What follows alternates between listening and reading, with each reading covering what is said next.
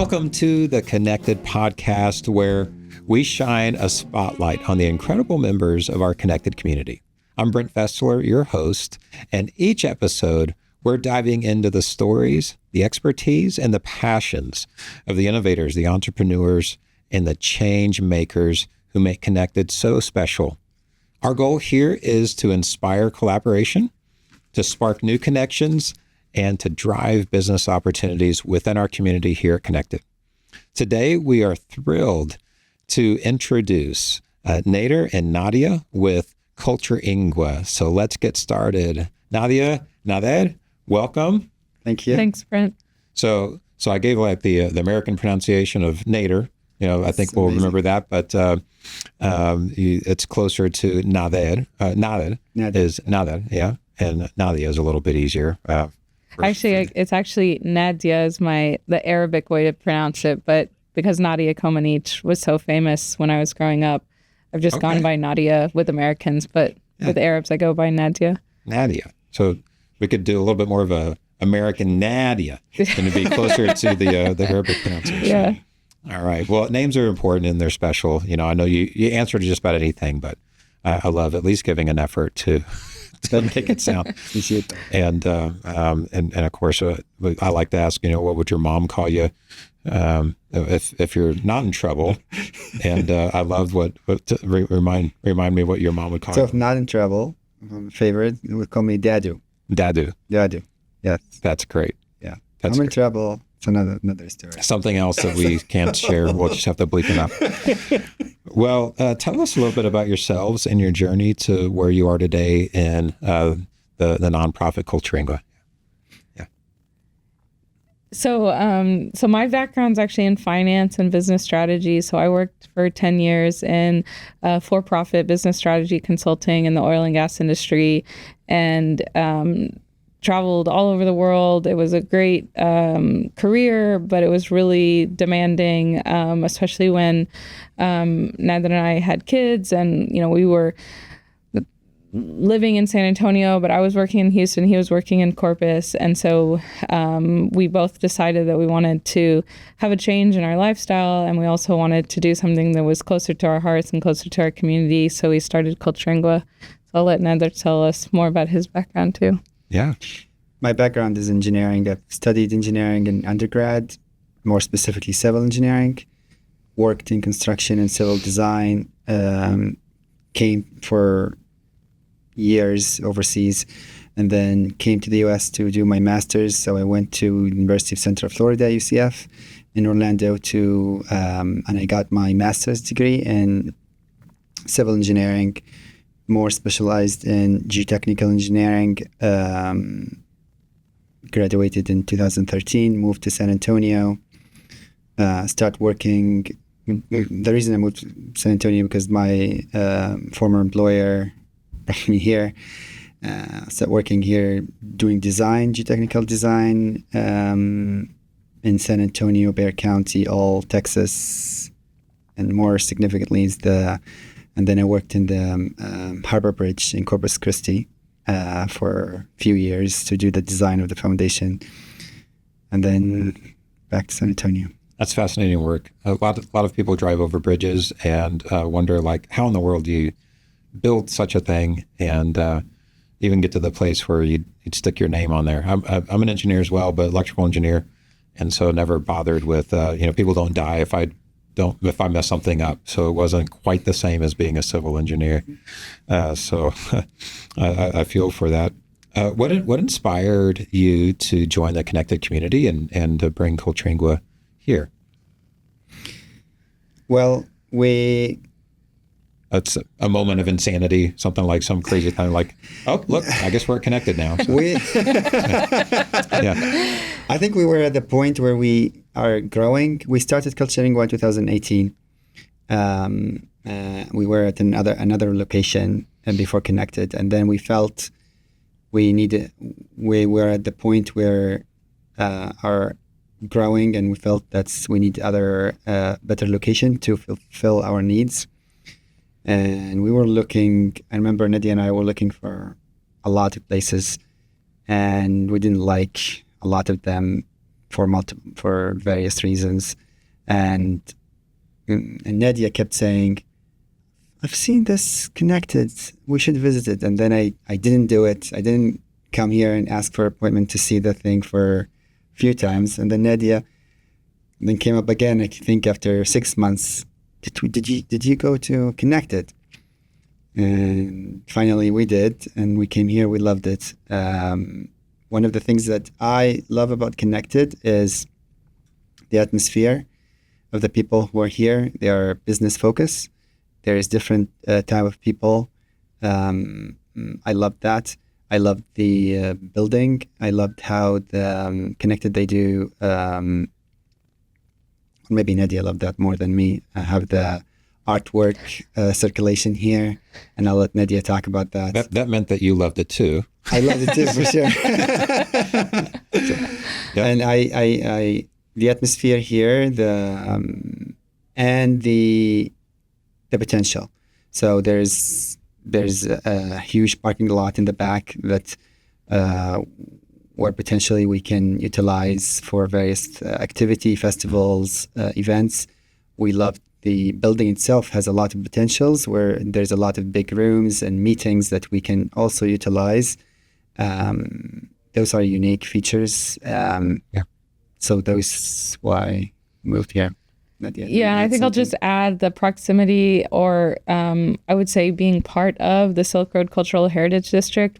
I'm gonna just volunteer you to be connected to actually be in the Silk Road, not just close to the Silk Road, but in the Silk Road. All right. And I think that it's exemplified by, so the Silk Road Cultural Heritage District was recently designated by the city of San Antonio to recognize the community, particularly along the stretch of Wurzbach between Fredericksburg and I-10, but kind of expanding a little bit beyond that, recognizing the contributions of the community coming from Africa, Middle East, and Asia, and Europe, and really just sort of the international community that is around this area, and the restaurants and the artists and shops that are here.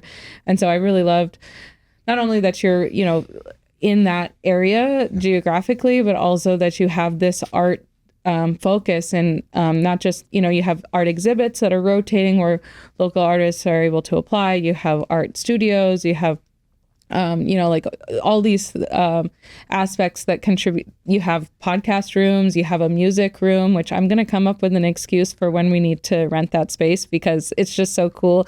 And so just like you have this creative space here. Yeah. Well, I love that. So I appreciated getting to know about the Silk Road, and it's a relatively new thing that the city has established. And I remember talking early on with you that our proximity, that was important to you. So we do have a great location, not just to the city, but also to a lot of what the city's becoming. And I know that we are close to the one of the highest concentration of immigrant population right here, close by, Kinected here in this part of town, which is such a great place to be. So with that though, tell us more about the Culturingua mission, and what is it that you do? So we are a community and economic development organization that focuses on the community in and around the Silk Road to support economic prosperity and creating sense of belonging and celebrating the diverse cultures. So we have 4 program areas. We focus on small business support, enabling small businesses that are either people that first have an idea and how to get them to the point of being able to register their business, develop a business plan, and launch, and establish businesses who are looking for technical expertise in particular areas or access to capital, and aspiring restaurateurs who want to start food-based businesses but need a place to incubate. So we have our Nourish to Flourish food truck in the Kinected parking lot for those. The second area is in affordable home ownership. So we're in the process of starting a community land trust in the community that provides opportunities for low and moderate income individuals to access home ownership when they might not otherwise have that opportunity. The third is arts and culture. So we do an annual arts and culture festival that will be coming hopefully to Kinected this year. Other arts and culture events throughout the year.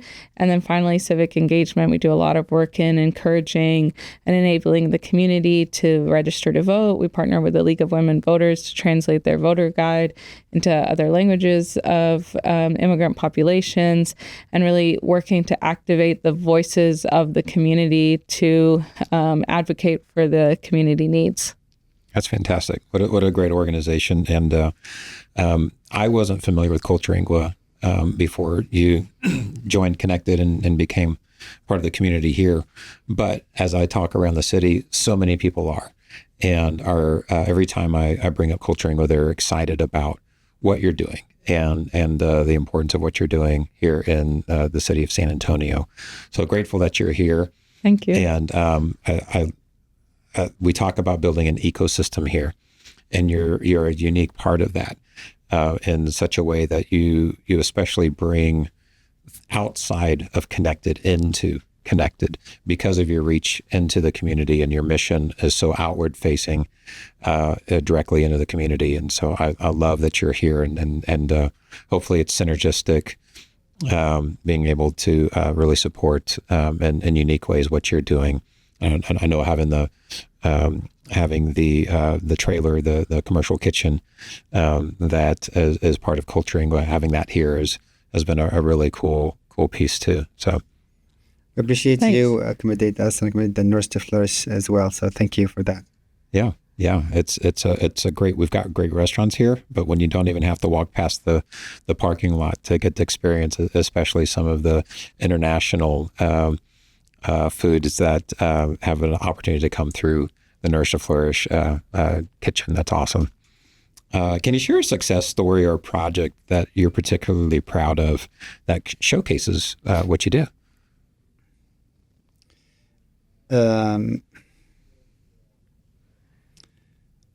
So there's multiple. I can reference one of for small business support. We have Cappuccino, which is in Babcock and Eckerd. That's one of the small businesses, existing business that we supported with access to fund, and he expanded his restaurants. So you'll go there, you will see there's an expansion that Culturingua supported him to get that through Kiva. Culturingua is a trustee member with Kiva. Are you familiar with Kiva? I am not. Kiva is an international platform for funding. It started from the concept of Muhammad Yunus. He's one of the Nobel Prize winner for micro finance or micro funding. So Kiva started from that concept. Basically, you get the community microfinance or funding that, and then Kiva works with trustee around the world in different locations. So Culturingua is the trustee for Kiva in San Antonio, and through that we were able to help provide him small grant or loan to him to expand, and we helped him through other programs as well, and now he's expanding to a new location. So we're very excited for him to get to that point. That's one of the examples that I can think of now. Nadia, do you want to add another example? Yeah, sure. I'll talk about maybe the work that we do in the civic engagement space. So I referenced that and advocacy. So I guess I'll talk about an advocacy. Nader and I, we've prepped for this before, and we said, which one should we talk about? Should we talk about this? Should we talk about that? So one of the things that I think was really exciting that we did was a federal advocacy effort, which was related to the Office of Management and Budget at the federal level designates how the federal government collects race and ethnicity data. And so we were part of a national campaign for the Office of Management and Budget to update those standards. And it hadn't been updated since 1997. And Middle Eastern and North African, which includes the Arab community, which is where Nader and I identify as ethnically, was included in the white category. And so if you talk to, and then there's other ethnicities in the Middle East, North Africa category, like Persian and others. And if you talk to those people, you say, well, I don't have a box to check. When I fill out these forms about my race and ethnicity, I don't know what to check. And so we were part of a national advocacy effort to have the Office of Management and Budget adjust those standards, which was the first time they'd done that in 1997, since 97. And they added a separate Middle East, North Africa category, and then also have a requirement to collect detailed data disaggregated by default. So you also, for me, I would check Middle Eastern, North African, and check Libyan. And so to do those efforts, we activated the community to submit public comment to the Office of Management and Budget. And so we gathered hundreds of individuals in our community. And also we had major institutional players at the philanthropic level and at the public sector that submitted public comment because we brought this issue to them. And then along with other partners across the country, those changes were enacted last year. Very cool. Very cool. I love the impact that local individuals, local organizations have at the national level and even globally. And so it's great to always hear those stories. Had no idea. And so it's great to know that that kind of impact is originating here in San Antonio and with Culturingua. Talk to me a little bit about how you've collaborated with either Kinected or other Kinected members, and how did those partnerships come about? What was the outcome? And y'all haven't been here a long time, so some of these they don't have an outcome yet because they're still in action. I'm thinking art as one of those. Maybe I'll share one. I'll share. I got to collaborate with you. With you have a cohort of immigrant women in small business, and so as one of the first things that I saw really in action here, and I got to collaborate with you on that because it's in my space to mentor small businesses and to we've run an accelerator here, so it was an absolute pleasure to get to sit down with that cohort of immigrant women building small business here in San Antonio. And that was I enjoyed that. Would have never had that opportunity naturally, just because I don't know a lot of immigrant women starting small businesses, and it came right into the door here because of the work that you're already doing. So I'm grateful for that opportunity. It was I love those businesses and excited to see what those become here and get the support, really, generation of immigrants coming into our community here and welcoming them here. Thank you. Yeah, thanks. We really appreciate you mentoring them and supporting them, and they have found so much value in that. And I'll also share another collaboration that we had, which was also one of those businesses, which is an artist, Hori Art Studio, who does beautiful Arabic calligraphy designs. So she's applied for your upcoming art exhibit, and so we were grateful to have the opportunity for her to be able to apply, and grateful for your support in co-sponsoring with Culturingua her application. And so, we're looking forward to many more collaborations like that. One of the things I hope, especially the art, but just in general, that Kinected holds a lot of unexpected meetings, and with the art. Very few people are coming here just for the art. They're coming here for a business meeting, and they get surprisingly connected with a piece of art, or they get to experience something that they weren't expecting. And that's usually a positive or a deeper thing. They get to, they're affected and impacted by it. And having those unexpected positive interactions, meetings, introductions, whatever it is. I hope that people have that when they're coming for one thing. They come for a meeting, they come for an event, or they come to get some work done. and unexpectedly they connect with Culturingua or with a piece of art or with people who are doing something great. So I'm grateful that y'all are part of that. What kind of collaboration or partnership are you most excited to explore within the connected community? What are you looking for? What would you love to see happen?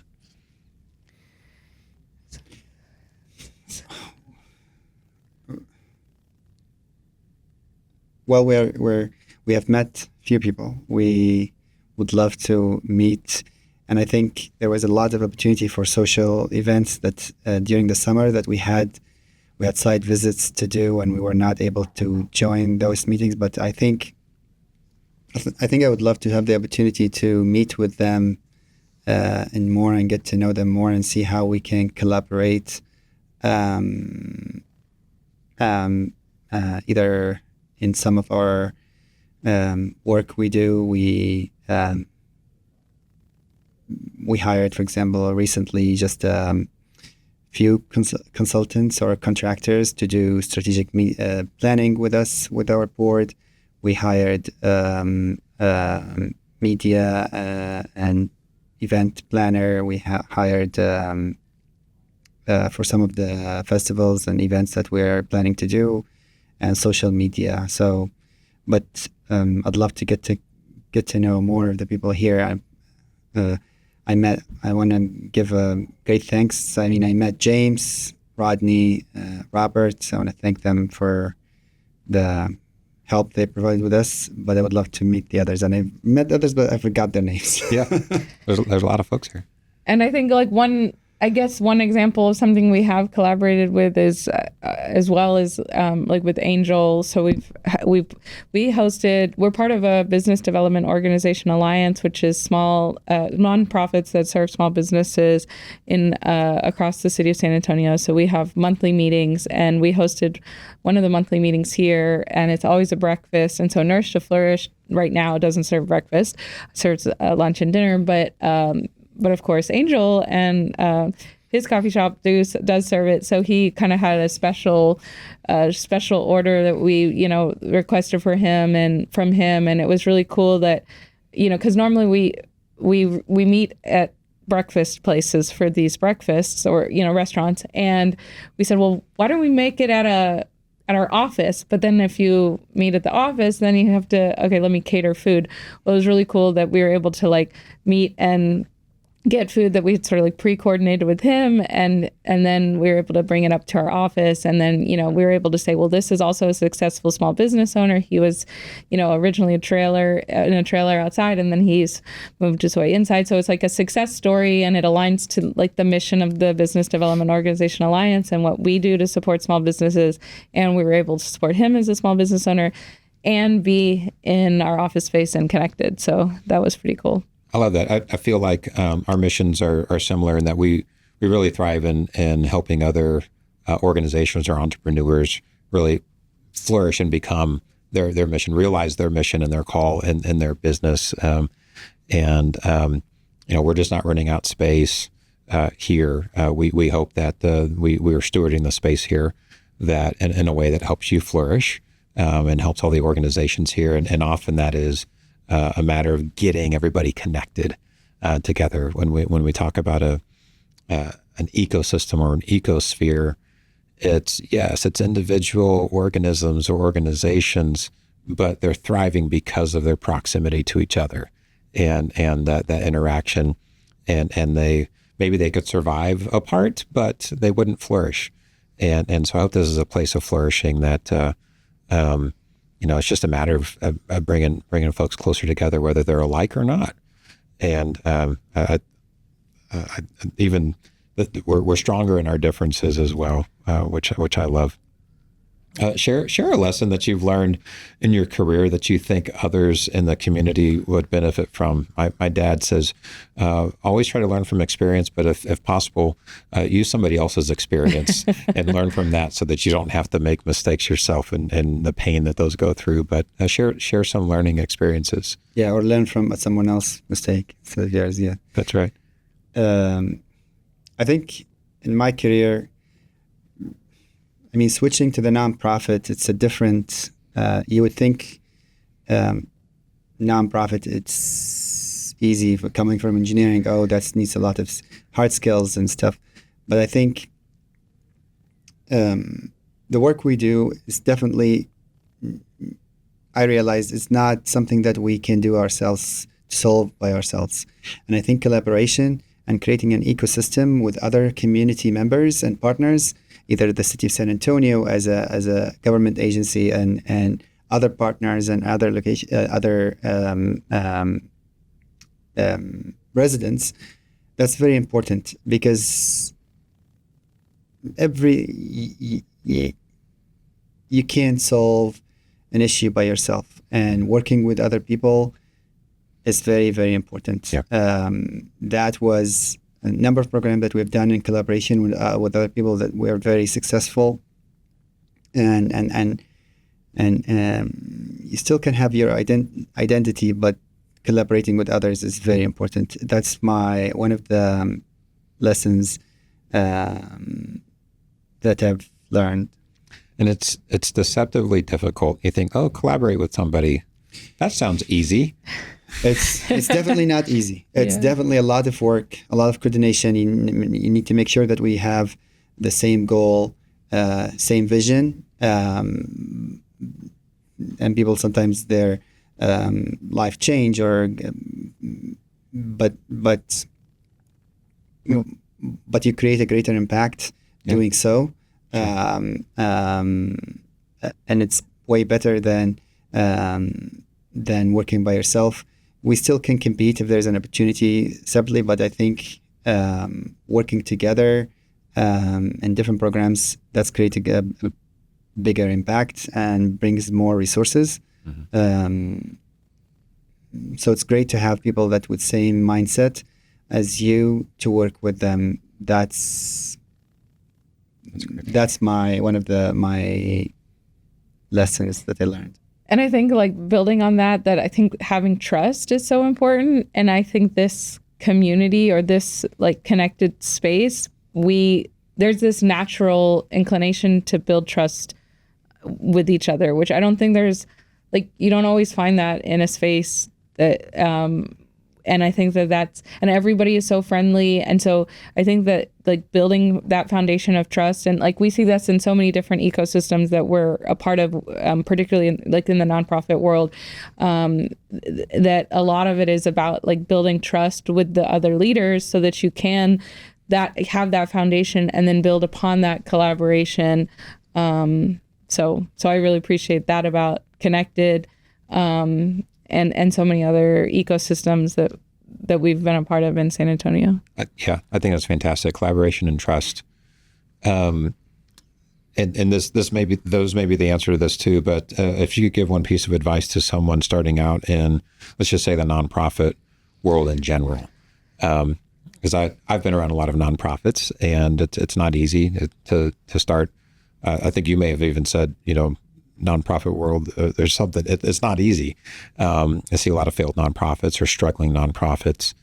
You seem to be growing and thriving and flourishing. What would be some advice to some other young nonprofits, we'll put it that way? Well, if I knew what I know now, I would not start it. Okay, so don't do it. I mean, unless there's like a specific need, we started. You can differentiate yourself. Yeah. You have a very strong differentiating factor that is not met in your community. Then I would say yes, start nonprofit. But if there isn't, I would use your resources, your efforts, and try to find an organization that aligns with your values and goals and join them. Because you don't want to create something that already exists. Culturingua filled and needed a space that was not there, and that what helped us. It wasn't easy to start. When we started in 2018, it was a struggle. We, like you mentioned now, some of our staff, they go to meetings and they meet someone, say, "Hey, you're from Culturingua. Oh, say hi to Nader Nadia. Oh, I know Culturingua. I feel like I want to cry because when we started 2018, no one knows Culturingua, no one knows, and just to see that, that's very exciting. But it was very hard to reach to this point, and like 2 years after 2020, we were thinking maybe we should not continue, but what helped us is there's a differentiating factor that wasn't met in the community. Yeah. So that's the differentiating thing. If you have that, then yes, you start. That's my advice. Start your nonprofit. Otherwise, don't start your nonprofit. Join nonprofit. Join their board.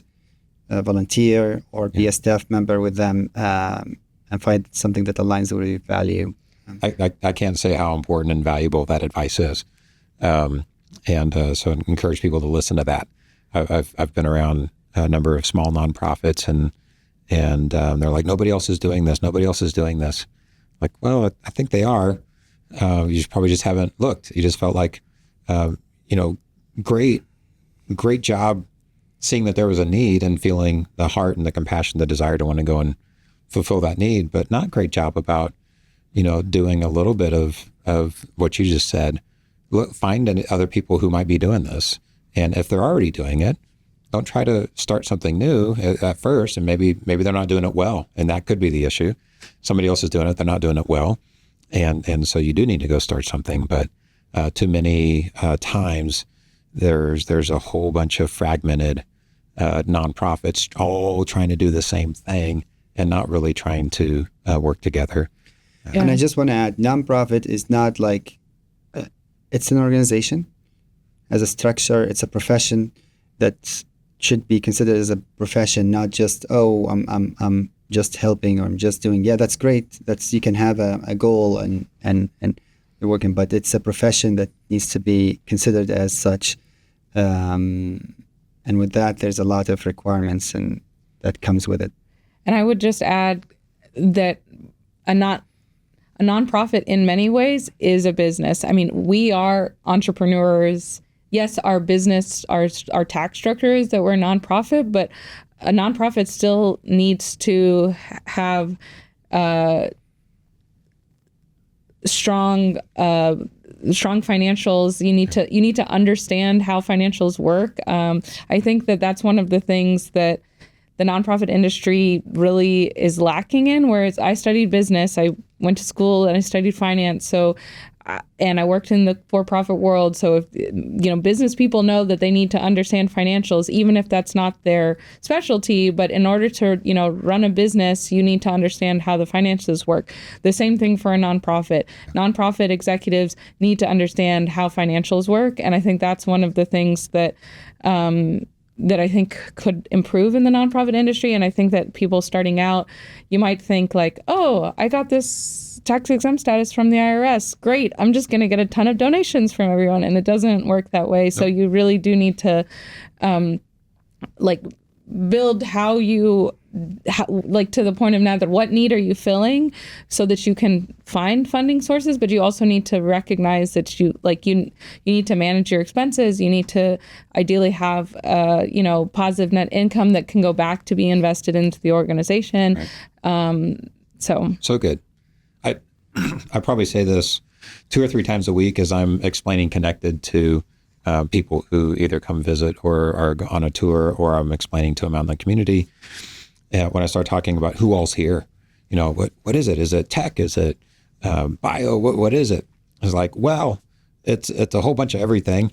And but what we are united around is every organization there is values-based, values-oriented. So that's our unifying factor. Everybody goes deep. They're pursuing greater purpose. We've got some great nonprofits. We got some great for-profits. And one of the things I hope happens there is that the for-profits learn to be a little more like a nonprofit in their deeper mission and reach. And the nonprofits get to behave a little more like a for-profit in their stewardship, in their in their responsibilities and their disciplines and things.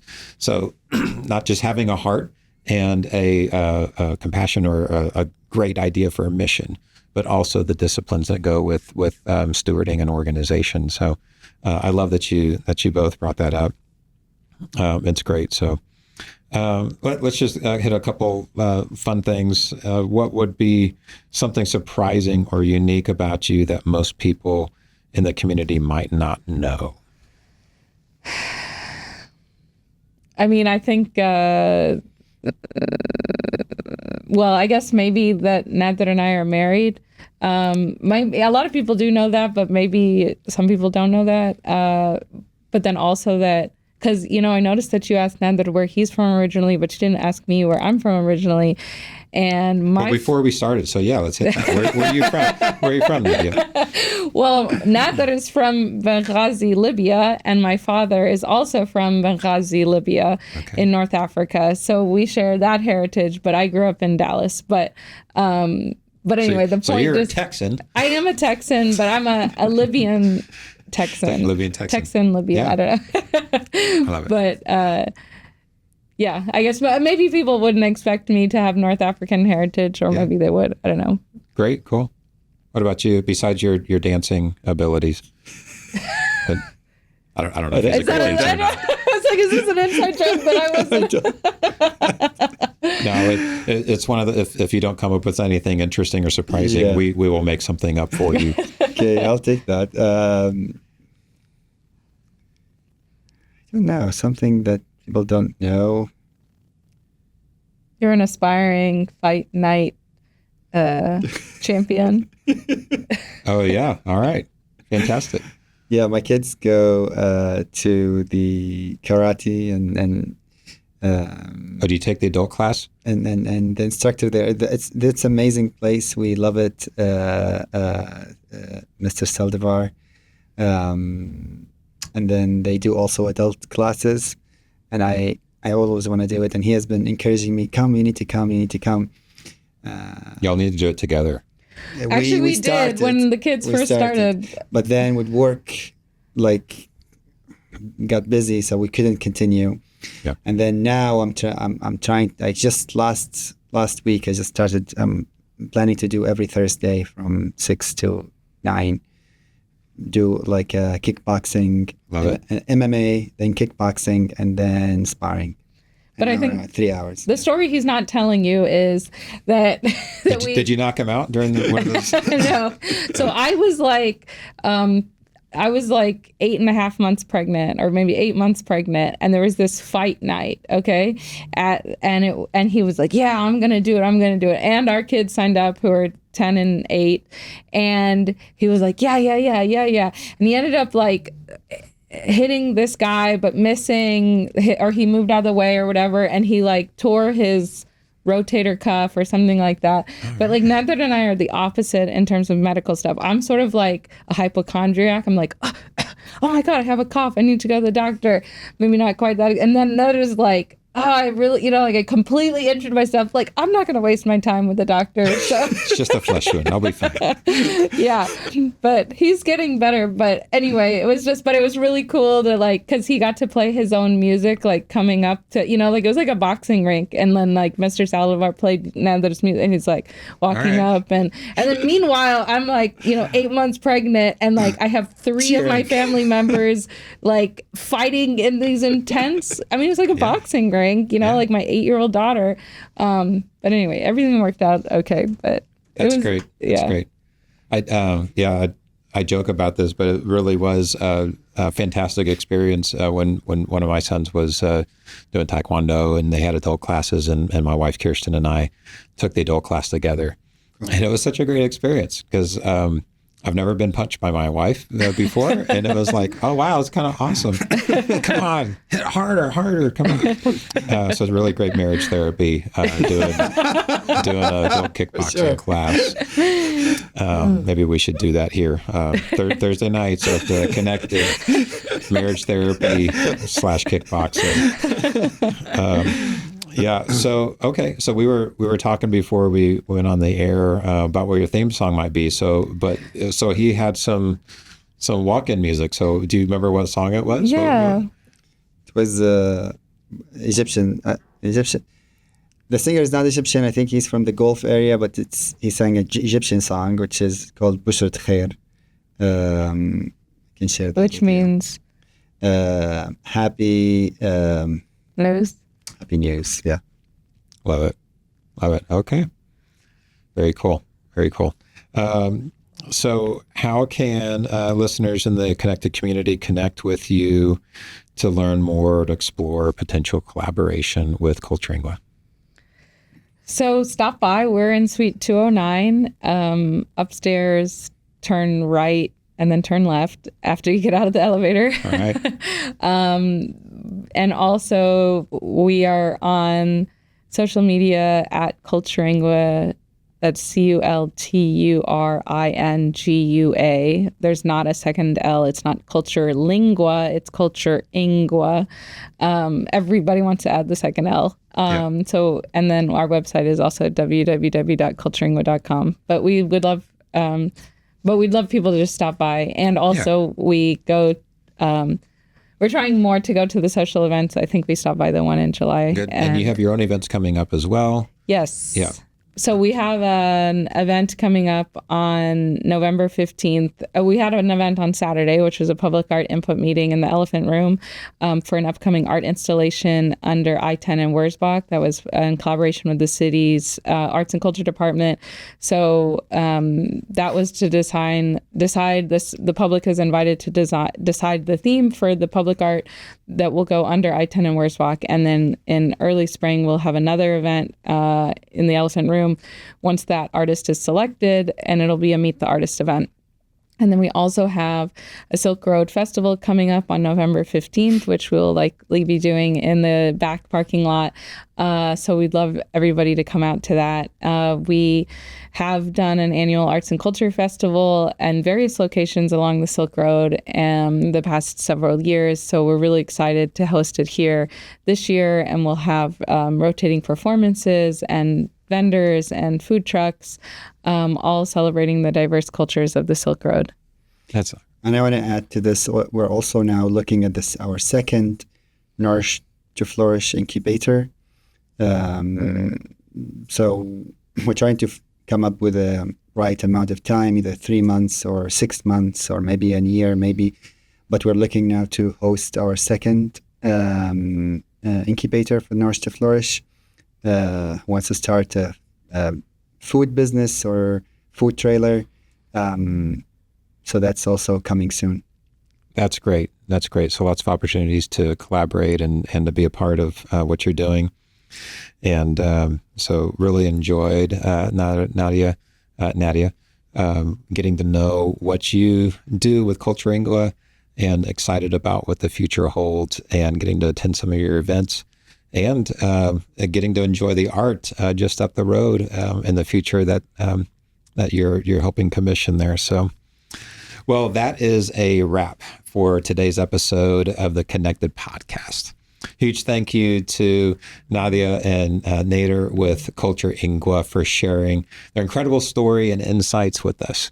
So if you're inspired to connect with Culturingua or explore collaboration opportunities, you can reach them on the second floor or on their website or on social media. To our Connected community, please keep building those connections and driving impact. We truly are better together. To learn more about Connected, go to www.connected.work. And don't forget to subscribe to the podcast so that you won't miss the next inspiring episode from one of our Connected members. And we will catch you next time. Bye-bye.